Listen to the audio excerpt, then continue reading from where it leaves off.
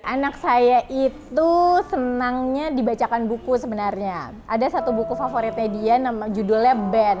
Ben ini adalah seekor beruang yang diadopsi sama sebuah keluarga. Ini cerita yang dia senang dan sampai sekarang dia masih senang. Padahal ini cerita waktu itu dia masih TK.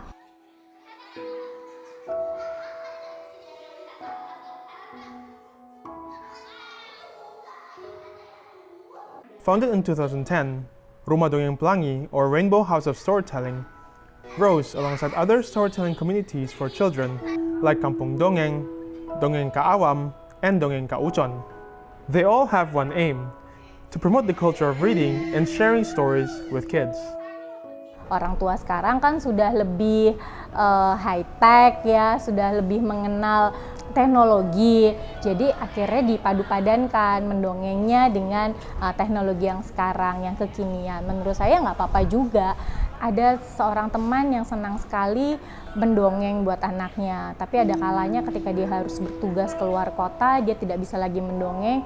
Segala cara dia cari dengan misalnya dia video call sama anaknya dan mendongeng saat itu. Jadi anaknya pun tidak kehilangan momen-momen bersama dengan ibunya pada saat mendongeng.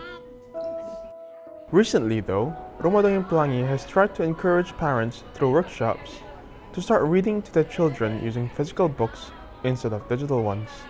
Untuk mengenalkan dongeng ke anak-anak, sebaiknya memang dengan cara yang paling sederhana. Yang cara paling sederhana itu adalah dengan buku. Dengan orang tua membacakan buku kepada anaknya, itu walaupun dia hanya membacakan, tapi sebenarnya itu ada kedekatan secara emosional dengan si anak. Bayangkan kita bacain buku itu kan nggak mungkin adep-adepan begini, berjarak. Pasti anak di sebelah kita, ada sentuhan fisik, saya lihat mukanya dia. Itu suatu hal yang intim yang menurut saya gitu. Dan anak juga merasa bahwa orang tuanya sayang sama aku, buktinya dia mau kok menyempatkan diri membacakan buku sepenuhnya sama aku. The organization also collaborated with Fatmawati Hospital in Jakarta to look into the correlation between parental storytelling and early childhood development. Their research showed an increase in vocabulary and self-esteem in kids who are exposed to the culture of storytelling.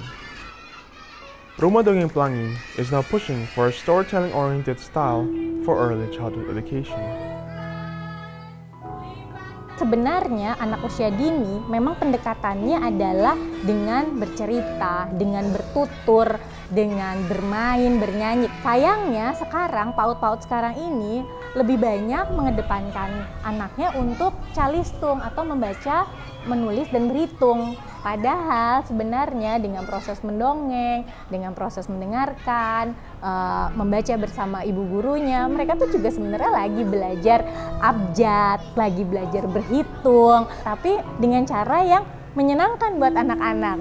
Itu makanya kenapa kita ada pendampingan PAUD-PAUD ini supaya mereka punya metode mendongeng.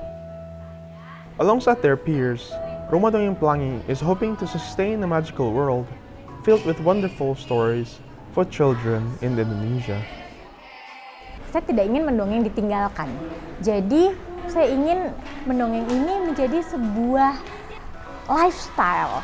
Semuanya menjalankan itu, semua lapisan. Nggak hanya kalangan menengah ke atas yang karena sudah tahu tentang pentingnya mendongeng, tapi juga keluarga prasejahtera.